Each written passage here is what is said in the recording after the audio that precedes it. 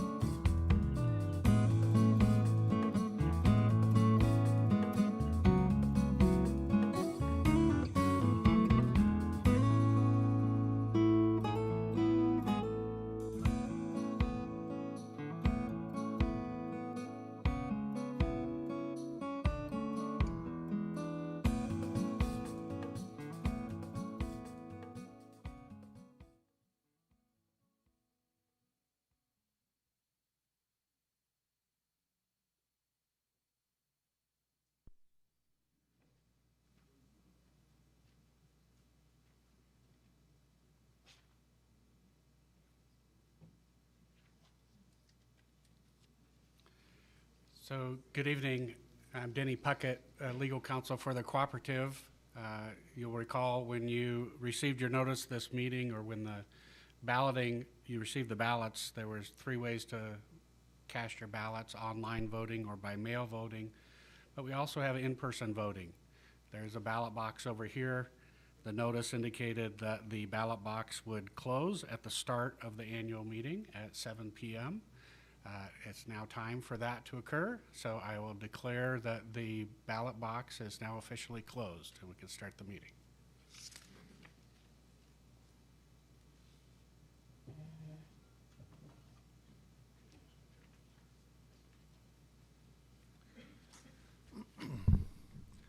Okay, thank you, Denny. Good evening. I am Dean Neerling, Board Chair of MiEnergy Cooperative. Welcome to the annual meeting of MiEnergy. I would like to officially call the order the 10th annual meeting of the members of MiEnergy Cooperative. Let me start by welcoming members, those in person and also those viewing on the live stream. It's good to have you with us this evening. Let me start by welcoming our members. I said that already, didn't I? Okay. Okay. Thank you all for attending very much. We appreciate it, for you being here with the business of your local electric cooperative. Tonight we are following the agenda as approved by the Board of Directors and printed in the annual report. Our business meeting will follow Robert's Rules of Order. We have allocated time for members' questions at the end of the President's CEO report. Members online can email questions to the annual meeting at mienergy.coop as printed on the screen. We will limit each question to 2 minutes to allow other members to ask questions. I would also ask that cell phones be muted or turned off at this time, please. Now it's my pleasure to introduce Director Ron Stevens. Ron serves as Director for District 2, and Ron will give tonight's invocation. Ron?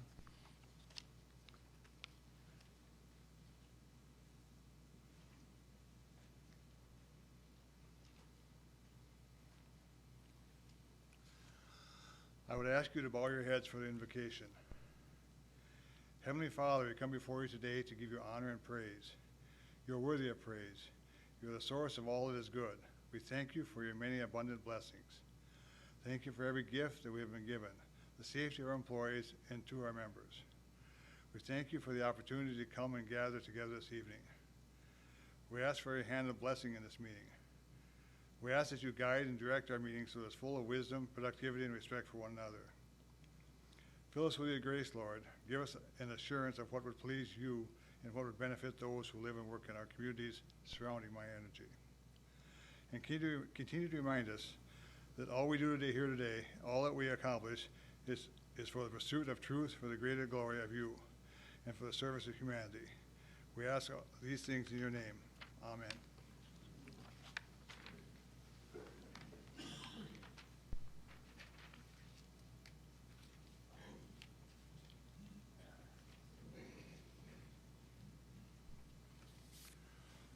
Thank you, Director Stevens. I will welcome the opportunity to lead the membership in recognizing this great country which we live in and those serving in the armed forces protecting our freedom. Everyone, please stand as you're able and help me exhibit our support by saying the Pledge of Allegiance. I pledge allegiance to the flag of the United States of America and to the republic for which it stands, one nation, under God, indivisible, with liberty and justice for all.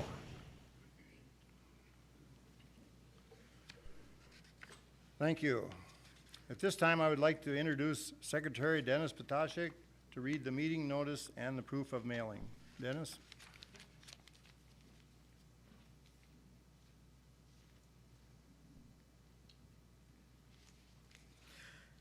Good evening, everyone.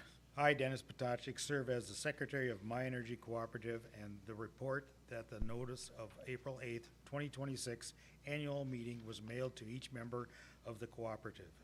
This notice was included in our members' March 2026 monthly electric bills, and again in the cooperative's annual report delivered to the United States Post Office on March 26, 2026. Thank you.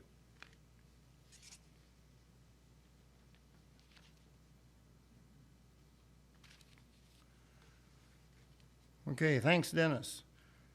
Based upon the number of members in attendance tonight and the number of members voting in our director elections, I declare there is a quorum present and all the requirements as stated in the bylaws have been met.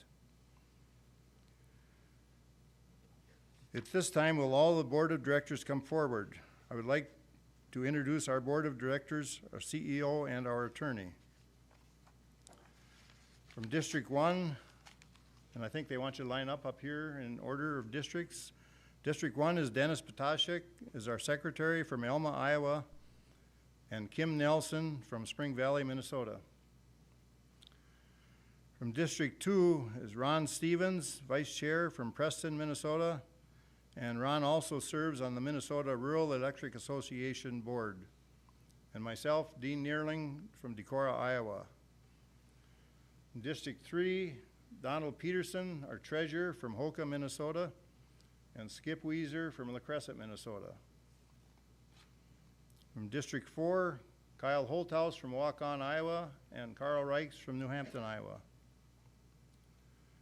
In District 5, Beth Olson from Lewiston, Minnesota, and Jenny Sharmer from Winona, Minnesota. And Jenny is also our Dairyland Power Cooperative Director. And I think you saw in the video as past president of the Dairyland Board. Our Brian Cranberry is our cooperative president and CEO, and our legal counsel consists of Denny Puckett from Sullivan and Ward. Let's give all these people an applause.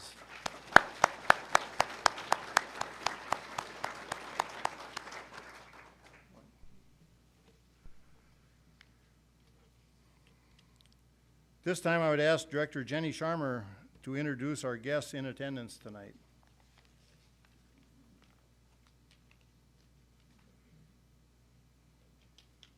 Well, good evening. Thank you for those who are attending from other cooperatives, our statewide associations, and partnering organizations. So please stand for recognition when I call your name. Retired directors, we have Chuck Frana, Dean Fisher, Roger Hagelin, and Alan Arsvold. Retired employees, we have Susie Magnuson and Ted Chose.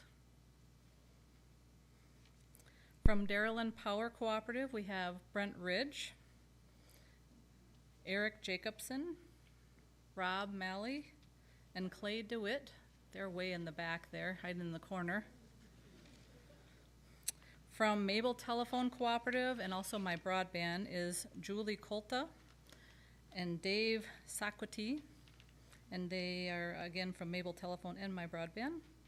From People's Energy Cooperative, we have Art Fredericks, Jeff Orth, and Tracy Lauritsen.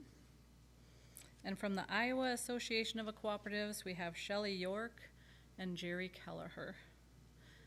We appreciate all of your time and interest in MiEnergy Cooperative, so thank you for those who are attending our annual meeting tonight.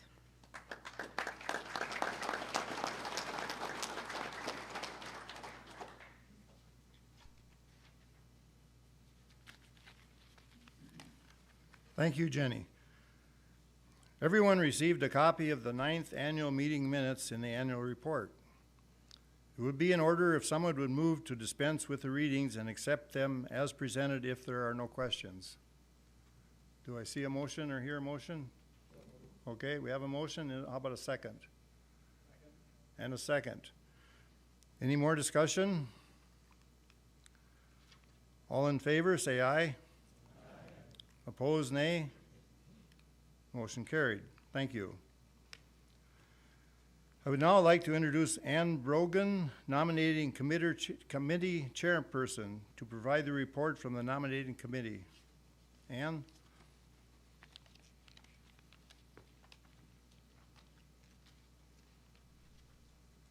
Good evening. The nominating committee consisted of myself, Ann Brogan, Chair, Joe Tharnert, Secretary Dave Mensink.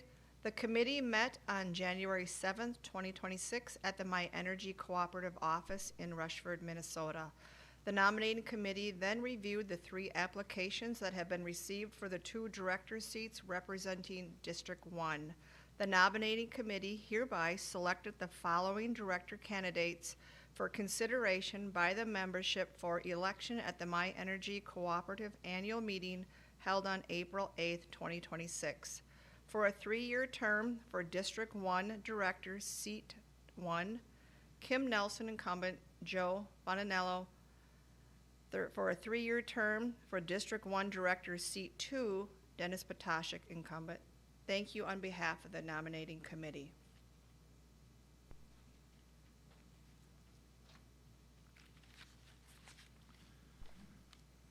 Thank you, Ann. Beth Olson was going to introduce the candidates tonight, but her voice is giving her a little trouble, so we've asked Jenny Sharmer to do this, help her with this tonight. Thanks, Jenny. All right. I would like to introduce your director candidates. I ask the candidates to please come forward until all the candidates from the district have been introduced. The candidates for Director, District Number 1, Seat Number 1, are Kim Nelson of Spring Valley, Minnesota. So Kim, come on up. Kim is a system analyst at Mayo Clinic. He has been a member of the cooperative for 30 years, and Kim has served on MiEnergy's board since 2025. Jordan Fontanello from Preston, Minnesota. Jordan is a part-time clerk at the United States Postal Service, and he has been a member of the cooperative for 10 years. So let's give Jordan and Kim a round of applause.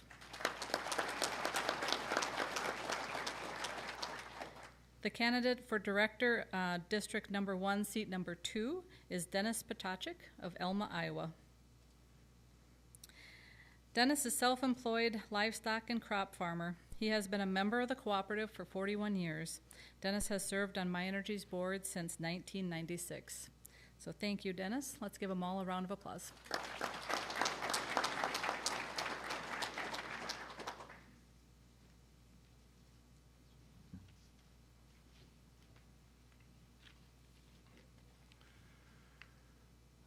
Thank you, Jenny.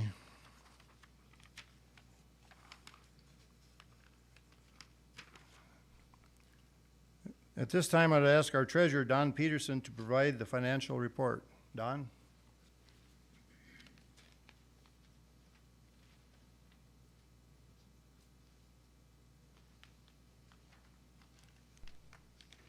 Thank you, Dean. As your treasurer, I am presenting your cooperative's financial overview for the year 2025. The financials were also mailed to you in our annual report. The MiEnergy Cooperative Board of Directors hired the CPA firm, Eide Bailey, to conduct an independent audit of the cooperative financials. On February 26, 2026, the MiEnergy Cooperative Board of Directors met with Auditor Nick Crank of Eide Bailey and was presented the 2025 audit report. Auditor Crank reported a favorable and clean audit opinion for MiEnergy Cooperative and highlighted the cooperative's positive financial position. Total assets increased $9.4 million to $249.2 million. Liabilities increased by $6.8 million to $162.4 million. We ended 2025 with equity of $86.8 million, which is 35% of total assets. Operating revenues were $86.1 million, an increase of $5.7 million. Operating expenses for 2025 were $84 million, an increase of $4.6 million from 2024. 2025 margins were $4.5 million, a decrease of $500,000 from 2024.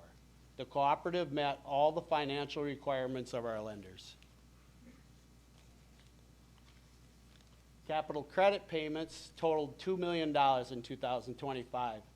Cumulative capital credit payments for MiEnergy Cooperative, Tri-County Electric, and Hawkeye REC are $73.6 million.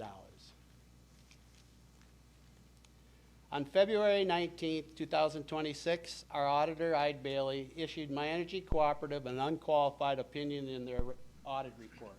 This means that the financial statements fairly represent in all material respects the financial position of MiEnergy Cooperatives as of the year ending December 31st, 2025. It is not necessary to approve the financial report since the financials were audited by an independent auditing firm and received a favorable report. Thank you.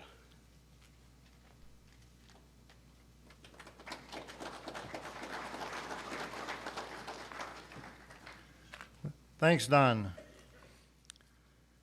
At this time, I would like to introduce Attorney Denny Puckett from Sullivan and Ward to discuss our bylaw amendments and director elections. Denny?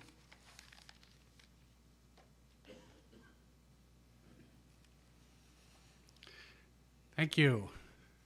I'm going to start. Do we have a bylaw slide, or do you want me to do the election first?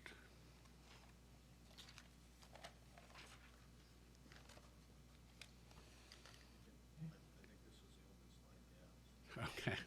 All right. So I'm going to review the bylaw amendments and then do the election results.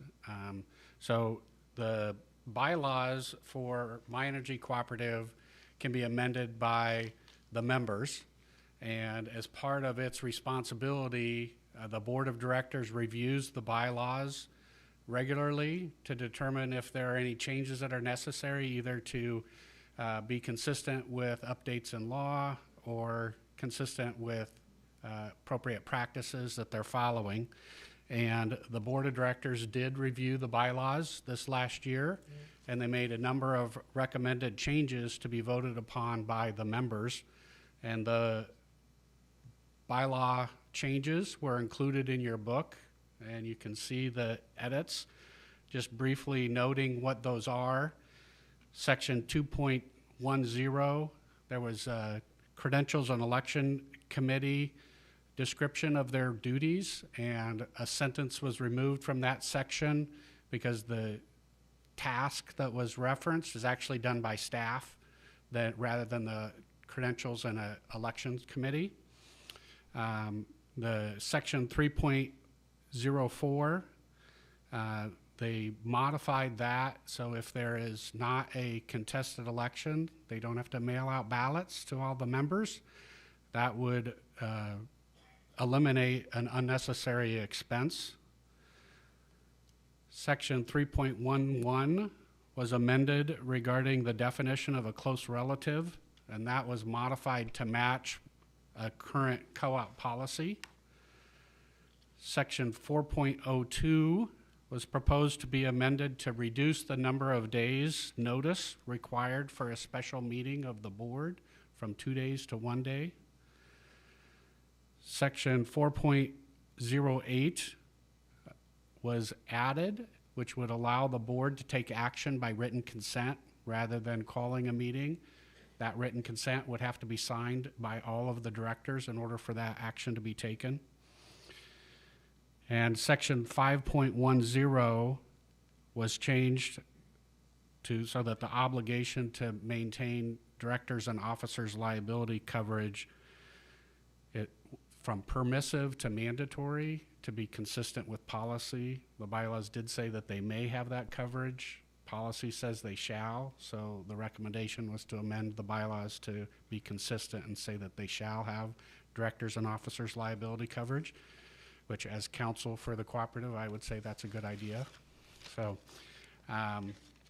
so those bylaw amendments were presented to the members for approval. And as I stated when I first got up here, the members had the opportunity to vote either electronically or by mail or in person tonight. We have all of the results of that vote on the bylaws. There were 2,360 votes approving the bylaw amendment and 365 no votes. So 86.6% of the members approved the bylaw amendment. It, pursuant to the code, it requires a majority vote, and so it clearly received a majority vote, and so those bylaw changes that were recommended to the members will be implemented following this meeting. So then moving on to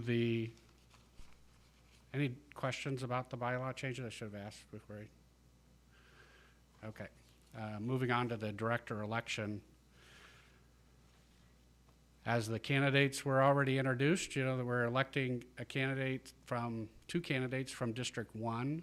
The board consists of 10 members, 2 from each of 5 districts. They're elected to staggered 3-year terms.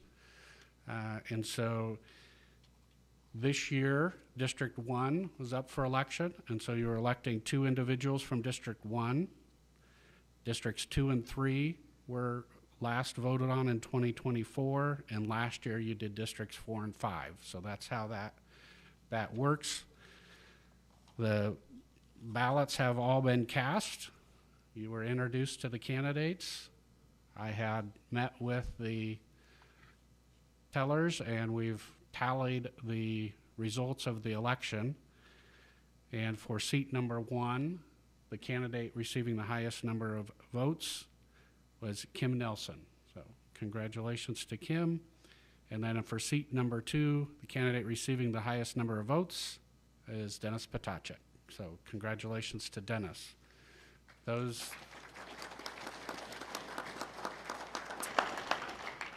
2 individuals will be elected for a 3-year term. So, and thank you to Jordan for being nominated and running for director's seat. And thank you to the nominating committee for their work in nominating the candidates.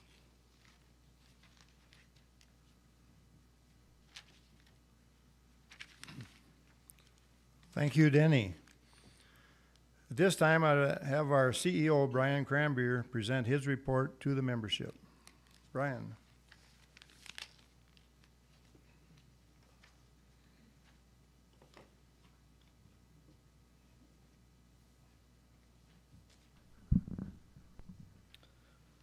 Thank you. Good evening, everybody, and thank you for attending your electric co-op's annual meeting. The theme of this year's annual meeting is Trust That Spans Generations. This year, 2026, is the 90th anniversary of the passing of the Rural Electrification Act by Congress. In the mid-1930s, the IOUs were unwilling to extend electric service beyond the more populated towns because it wasn't profitable. And it was also the reason for the creation of the electric co-ops and the Rural Electrification Administration. It's just really hard to imagine during the 1930s, less than 10% of the U.S. farms had electricity. Low density and high cost to provide that service made it undesirable for the investor-owned utilities to make that move. We still see low density in many parts of our service territory today. It's been stated by many that the Rural Electrification Program is one of the most successful government programs of the last century. 2026 is also the 90th anniversary of our electric cooperative. MiEnergy predecessors, Hawkeye REC and Tri-County Electric Co-op, before consolidating to create MiEnergy in 2017. The longevity of our co-op is a testament to our membership support, our elected board of directors, and our dedicated employees. Our co-op founders took on a tremendous challenge to create and build the distribution lines to extend electric service into the countryside. Trust, faith, a lot of hard work brought our co-op to fruition.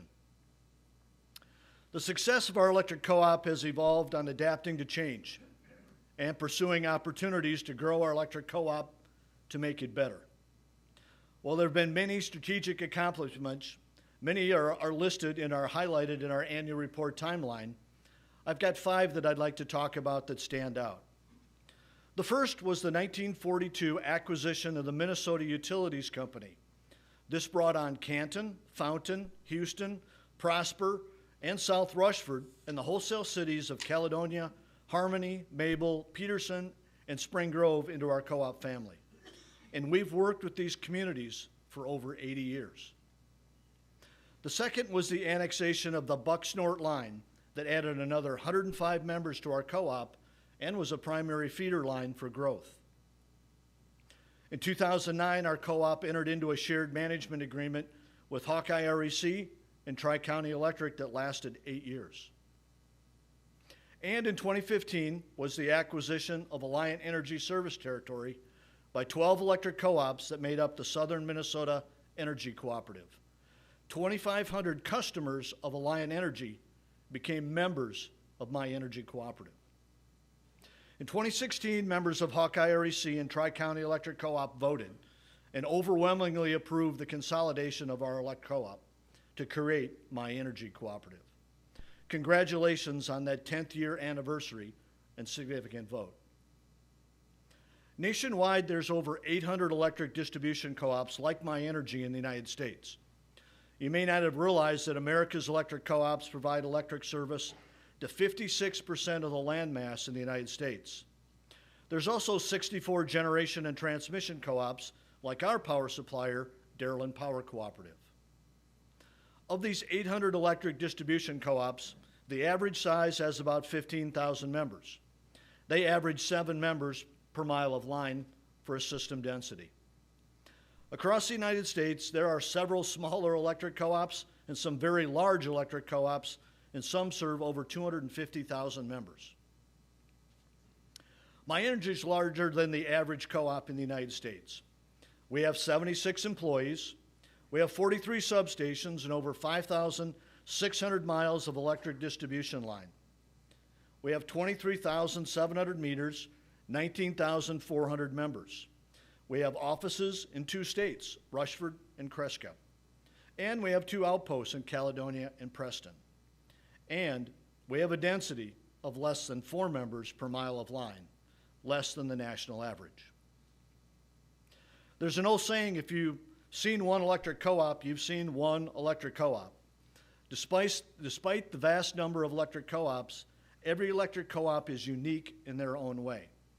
But one thing we all have in common, and that's our cooperative governance structure and the trust from the membership that has spanned decades and generations.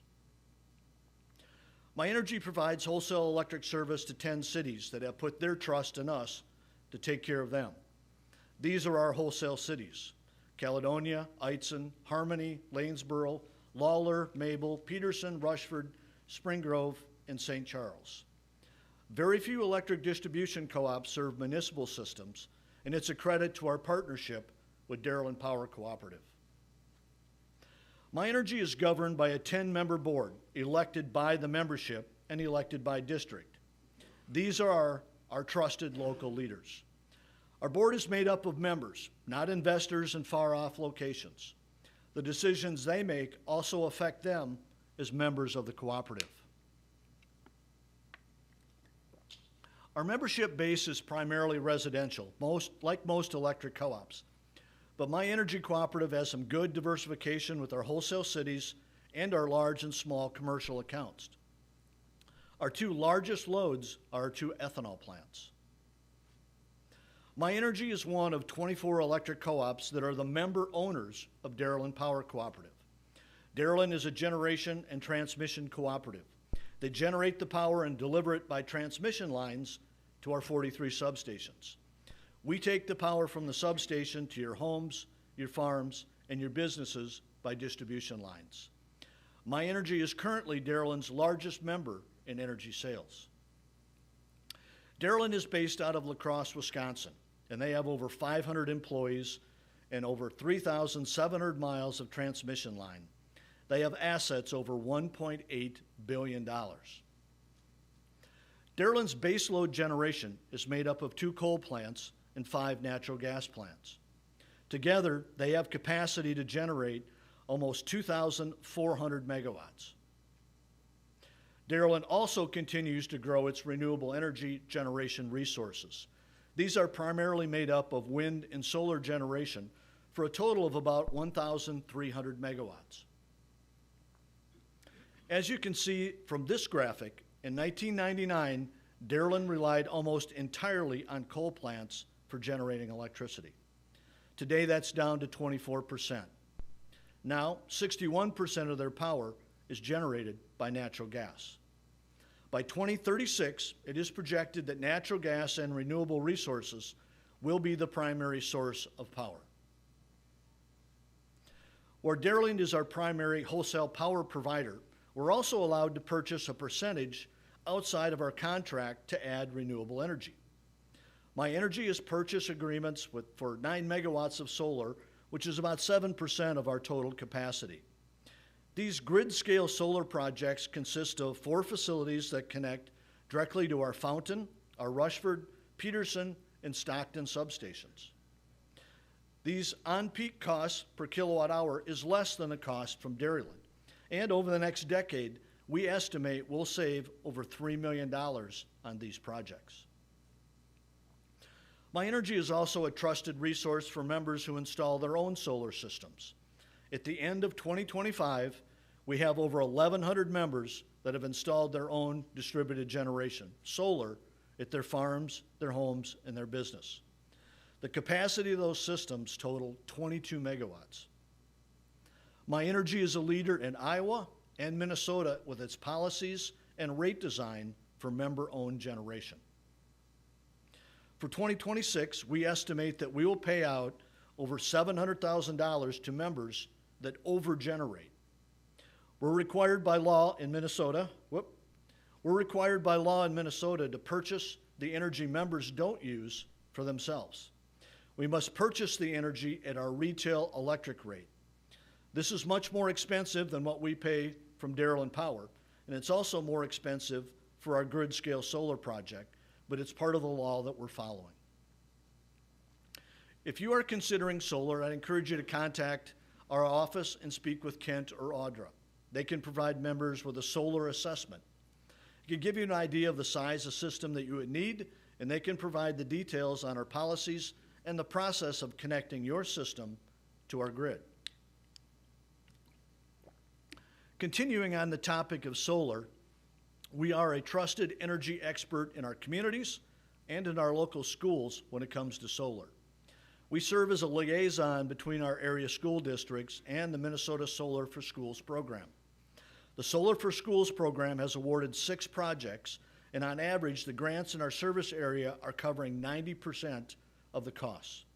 MiEnergy is working with Dairyland Power as a buy-all, sell-all to offset the revenue loss to MiEnergy. Thank you, Dairyland. 47% of our members' energy is generated from renewable energy. This percentage takes into account Dairyland's generation, MiEnergy's solar power contracts, and our member-owned generation. That percentage leads co-ops across the Midwest.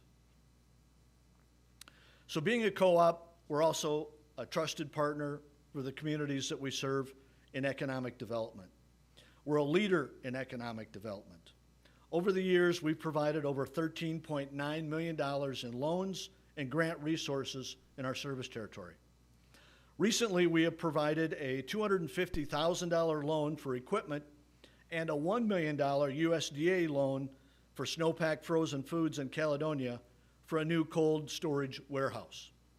We also provided a $2 million loan to the Winneshiek Medical Center expansion in Decorah. For 2026, wholesale power costs will make up 64% of MiEnergy's total operating budget. We can be very thankful for the great work of Dairyland Power for managing our wholesale power needs and minimizing wholesale power increases. We'll be spending $2.4 million on vegetation management, keeping the right-of-ways cleared to improve reliability. Trees and power lines is our top power outage cause.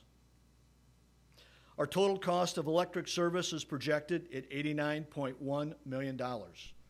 Total revenue is projected at $92.6 million. The capital credits we receive from Dairyland is estimated to be $3.6 million. And then our $3.5 million in margin, combined with Dairyland's capital credits to use, brings us a total estimated margin of $7.1 million. We're projecting a $5.5 million increase in revenue for 2026. The end result of all of these numbers, no rate change for 2026.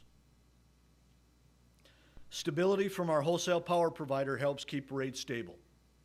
For 2026, we're projecting an increase in revenue of $5.5 million. The increased revenue comes from increased energy sales due to weather and expansions from some of our larger users. Sales growth is what makes rate stability affordable for our members. As a co-op business model, we operate differently from our neighboring investor-owned utilities like Xcel Energy and Alliant Energy. We don't answer to shareholders, we listen to our members. If you watch the news, you know annual rate increases are the norm for them. But we all have challenges, and at MiEnergy, we need to maintain reliable service. We need to grow, and we need to navigate the political environment. In talking about growth, we need to discuss MISO. MISO is the Midwest Independent System Operator. They are the grid operator for the central United States. Think of them as the air traffic controller for generation and transmission.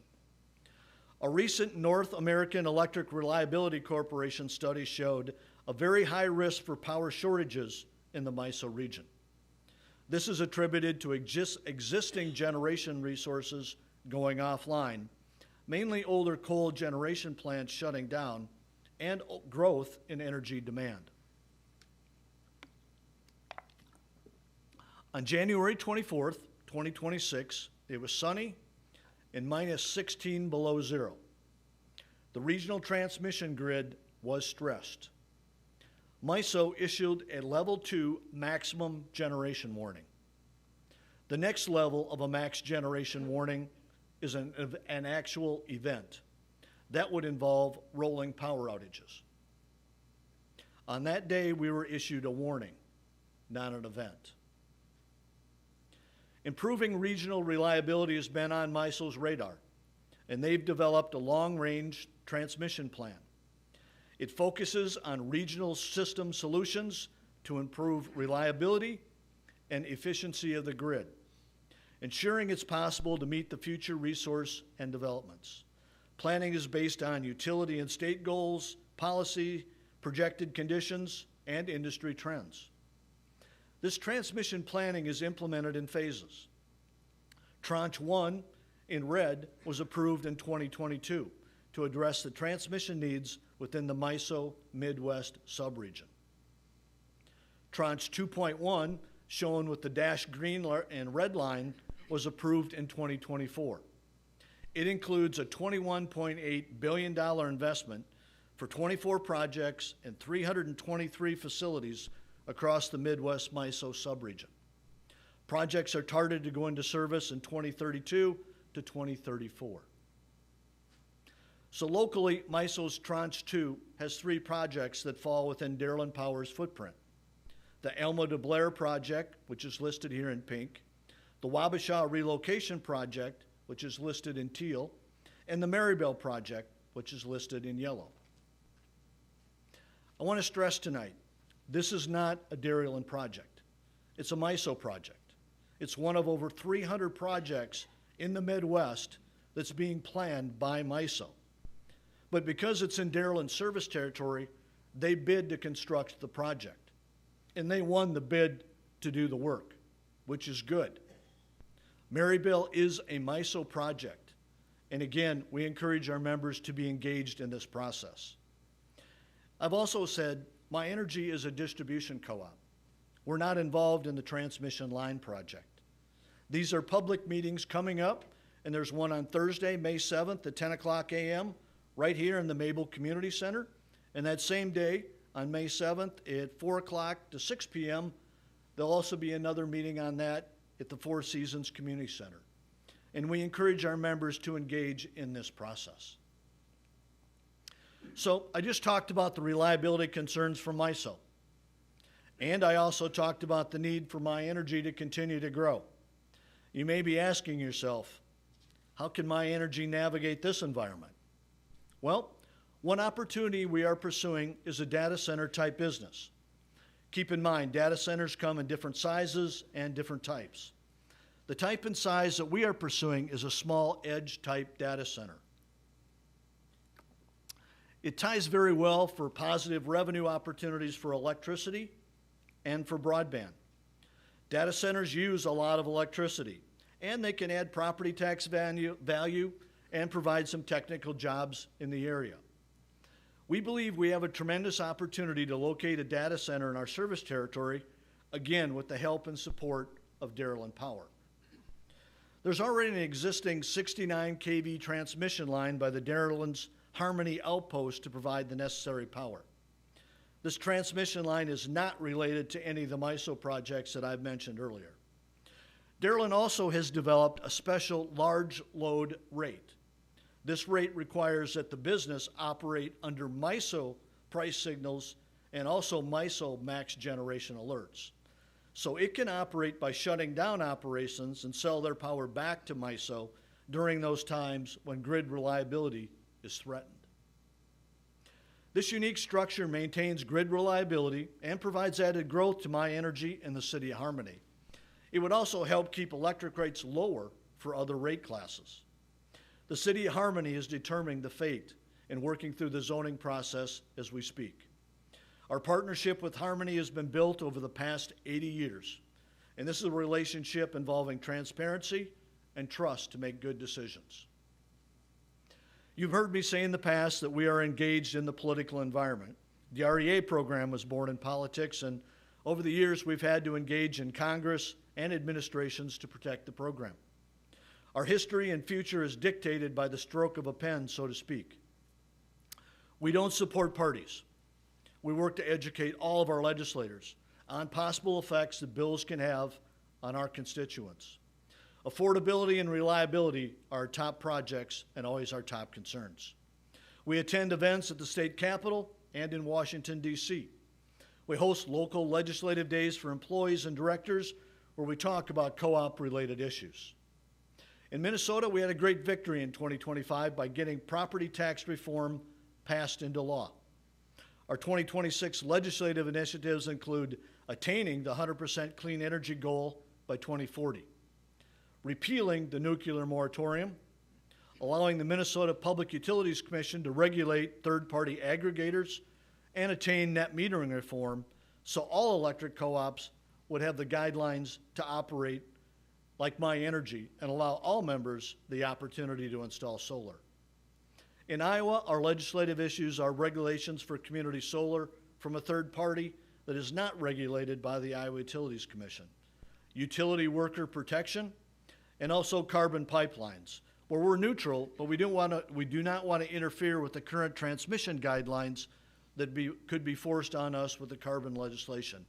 And we support transmission land restoration legislation. On the federal side, there remains a lot of unknowns. You may recall the Energy Emergency Executive Order. This has been a significant issue to address permitting reform that's very much needed. MiEnergy's 2026 to 2029 work plan for a rural utility service loan was designated to be 100% aerial, no underground. The reason we took this approach is because we cannot attain permitting to do the underground. Archaeology studies, Minnesota State Historical Preservation Office, or SHPO, has been delaying and not being able to grant us approval. We're supportive of permitting reform, and it's been very difficult to construct or do anything. A recent example of permitting challenges with our broadband subsidiary. My Broadband was created in 2018 with MiEnergy, Spring Grove Communications, and Mabel Cooperative Telephone. We're working to provide broadband service to the unserved and underserved areas of our service territory. Our initiatives are twofold: help members get broadband and establish a communications network that's necessary for MiEnergy to operate our electric grid. In 2022, we submitted an application for a federal reconnect project in western Fillmore County, 151 miles of fiber, and it would have been available to 491 locations. After 3 years, despite the project being approved, we still had not received environmental approval to begin construction. We waited 3 years from approval from the Minnesota SHPO office and the Rural Utility Service in Washington to grant us the approval to begin construction. It never happened. As an example, MiEnergy Electric goes out for bids for poles, wires, and equipment, and generally our bids are only good for 60 to 90 days, mainly because of the market pricing. There was great uncertainty for the new construction costs after 3 years, especially on the material and the equipment. These projects were also designed as a daisy chain. Build Reconnect 4, and then you can build other projects. We also awarded a Reconnect 5, which is another broadband project in Winona County and rural Spring Valley. It was awarded and approved, but it could only be built after 4 was completed. While the President's Energy Emergency Executive Order got the wheels spinning to start improving permitting reform for electric projects, it does nothing to improve communication permitting. It led to MiEnergy's board to rescind the Reconnect 4 and 5 award upon our recommendation. And this was due to uncertainty in cost and potential impact to electric rates. While this was disappointing, this action does not eliminate our broadband initiative. We just got to continue to look for new programs and new opportunities. So you may be asking, what's next? Where we're going from here? Well, MiEnergy will continue to maintain our core values: reliability, affordability, and sustainability. MiEnergy rates are very competitive, and we'll continue to maintain that competitiveness along with reliability. We'll continue to focus on our strategic planning initiatives that include continuing to enhance our safety culture, our broadband expansion in our service territory without negatively impacting electric rates, and work to strengthen our communities and our engagement. And also explore electric load growth that includes new services, business expansion, residential developments, and new business. And also always looking for new partnership opportunities.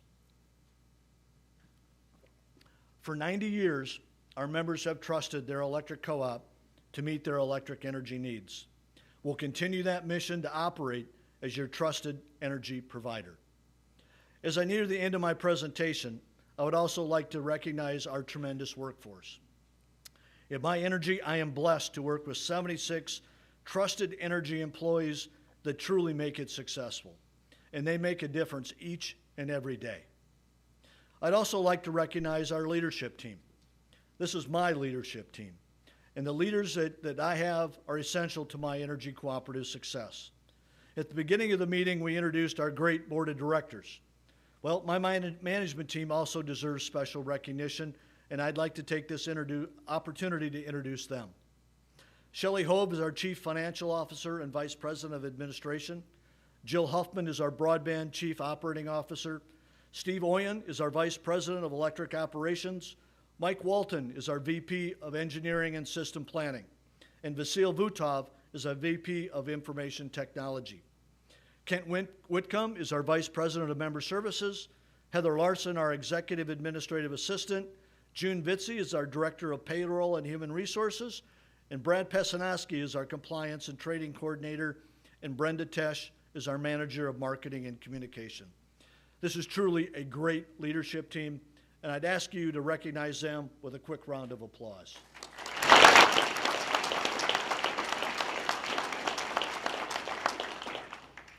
Thank you for doing that. Our focus is reliability, affordability, and sustainability.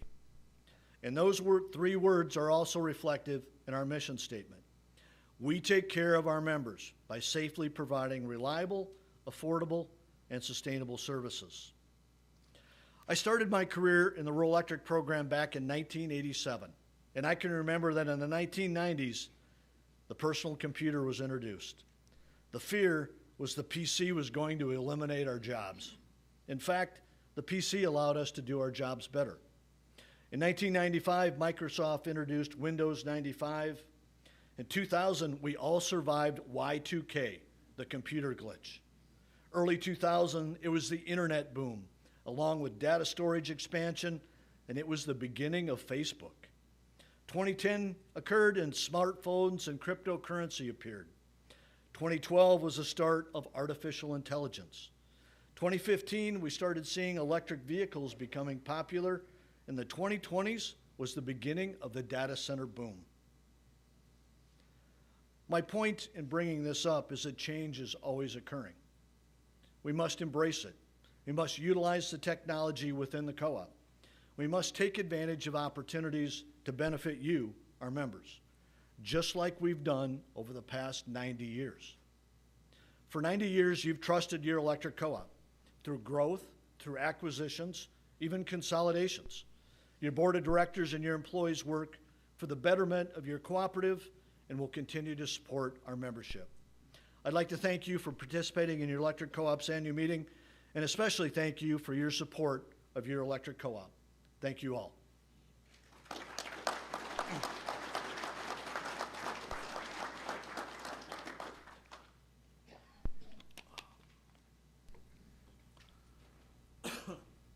At this time, I would ask if there's any questions from the membership. And I think Peter has a live stream, and to see if there's anything that comes online, being that we're broadcasting this also. Excuse me.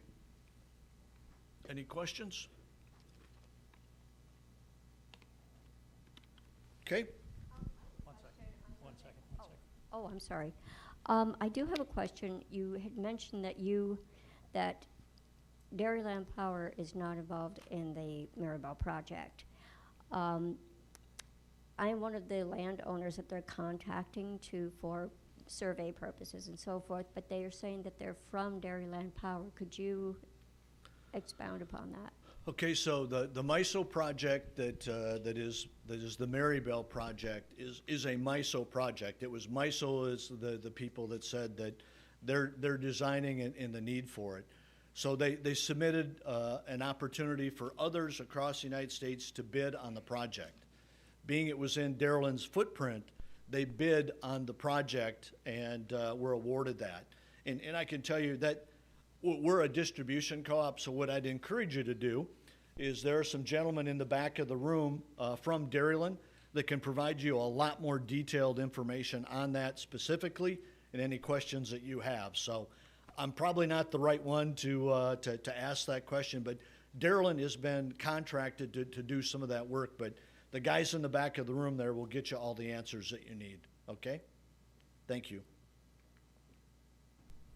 We did have one question online so far.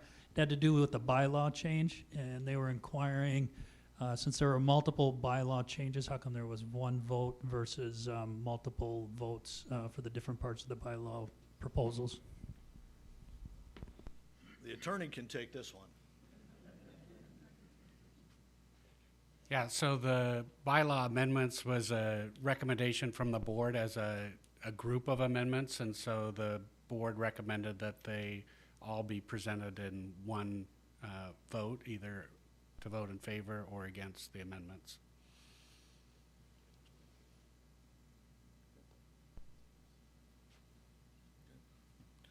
Okay. Otherwise, I think there's still kolaches in the back, and I'll also be around. So if anybody has any questions that'd like to talk to me directly, welcome the opportunity to talk to you. And again, just want to say thank you for attending. Dean?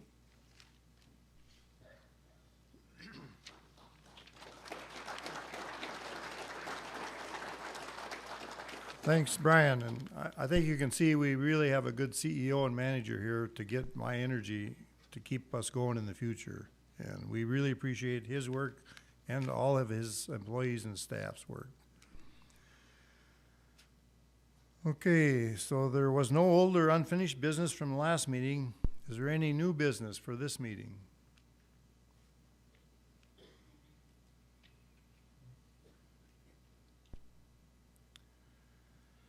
I don't see any new business, so if there's no further business, I hereby declare this annual meeting of MiEnergy Cooperative adjourned.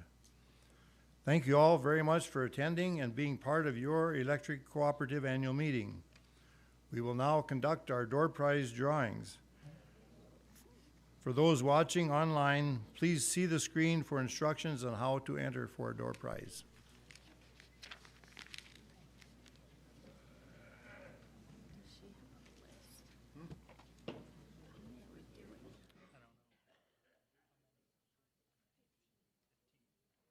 All right, we'll be drawing for 15 door prizes, which is is a bill credit